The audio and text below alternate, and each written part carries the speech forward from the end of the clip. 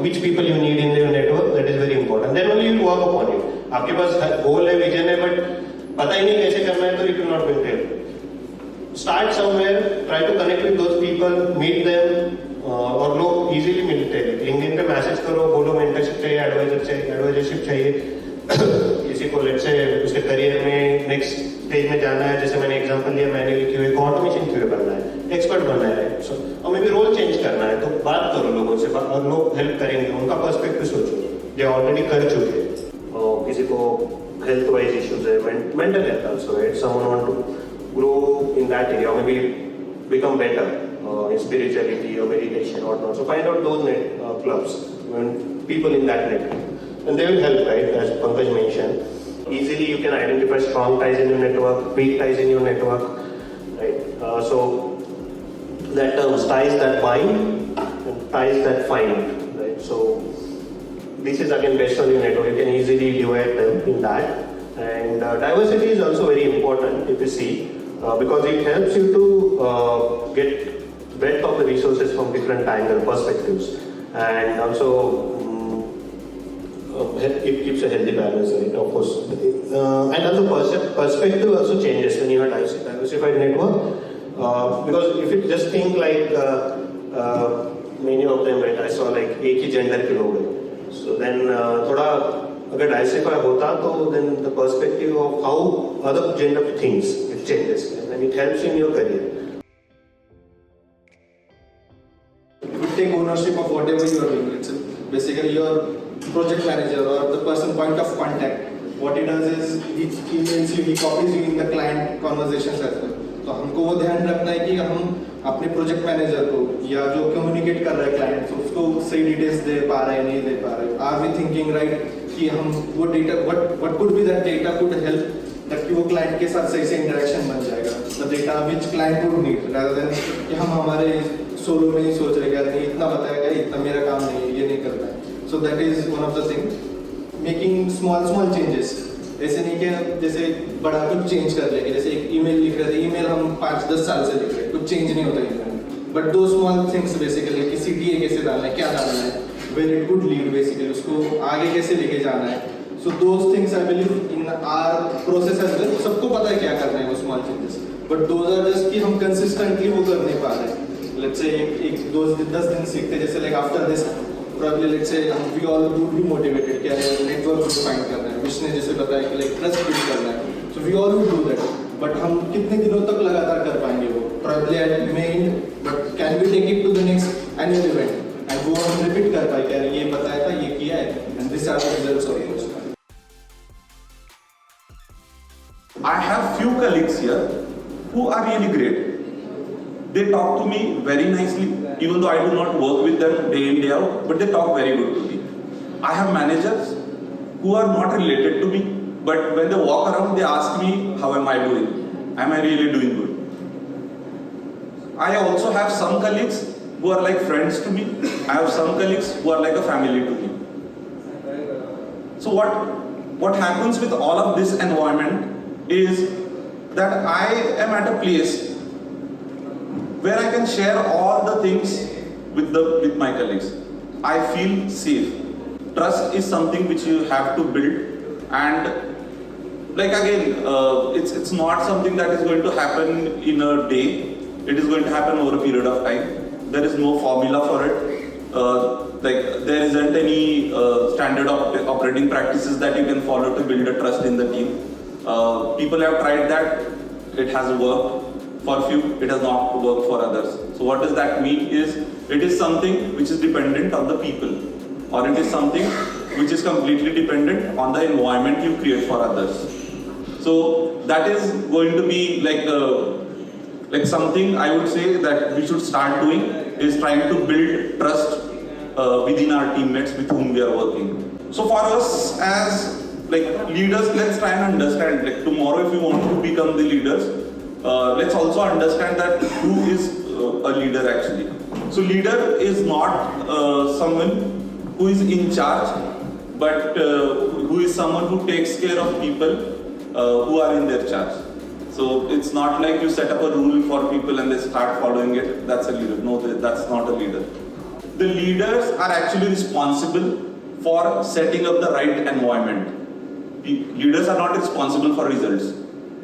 Leaders are actually responsible for setting the right environment so that the people who are responsible for the results work well. And I would say, and really I feel that this is something you should start thinking right away, because as I said, it is something which will take a lot of time, efforts to happen within your teams. So what are the key things that I'm trying to create an analogy for? Just like any pit stops or any racing, from a growth perspective, racing is or running a company is actually a collaborative effort. There are two very key important aspects for growth. One, as we mentioned, is the right set of processes, right? Extremely important that all the processes are aligned, they are refined continuously. And I think you must have heard MS Dhoni saying, worry about the process, not the result, right? That is something which is extremely important, that if your processes are right, you are bound to get the results. While we are building the process, right, if I set a very nice process but the team is not coordinating together, it's going to fail, right? So just like that pit stop, I feel, all our teams are responsible for our success. So what we're trying to do here is set the basics right so that we are bound to grow. That's something that we are doing, and that's what we feel is going to bring us growth in the next coming years. So I wanted to tell you what branding is not before telling what branding is. So some people say that maybe it's a logo and the design and the color scheme and how your website looks and all. So it's certainly not branding. Logo is a good thing to have. It's certainly a symbol which is important. Then what brand is? Is it a product or is it a service which you sell? Again, maybe not. Is it the promise you make to the customer or the user? Maybe, but still not there. So what exactly brand is? So there's a very interesting book I read, and as I said that based on my 20 years experience, I can watch that brand is basically the reputation you create in a user's or a customer's mind. So in a way, you're actually creating millions of brands in people you're associated with or who aspire to associate with. The way they perceive you is actually your brand.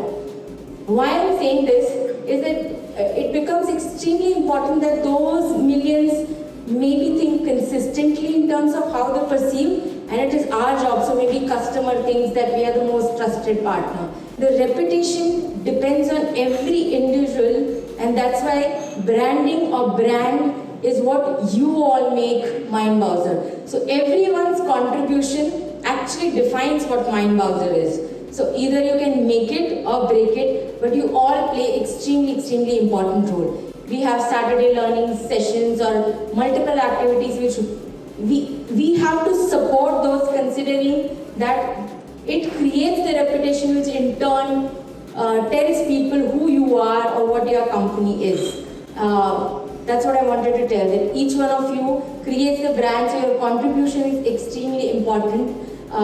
People perceive, so the respect and the love, whatever Mindbowser gets, is all what you portray to them. So that's what the branding or the brand means.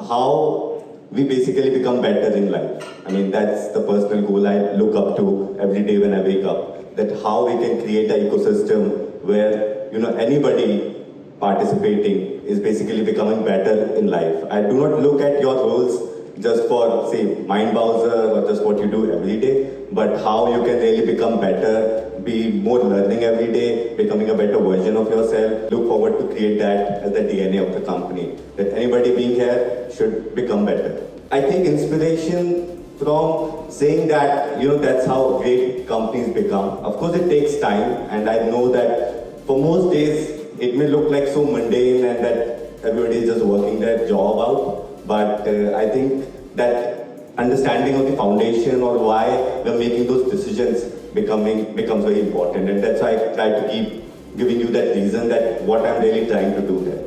Like purity into the actions and the thoughts and the actions eventually connecting with those thoughts. really basically gives that answer that how companies become great. Work harder in terms of achieving something, being really transparent, being trustworthy. It helps everybody to grow. So that's how I see the elevation of life. What consistently happens with great companies is that there's still a differentiator that is to be created, like with honest work, with providing delivery on time, with good quality. So that's the whole idea, that how we can create that whole brand together, and then it helps everybody of us and so on. So that's the future that we aspire to be, and I'm very committed to it.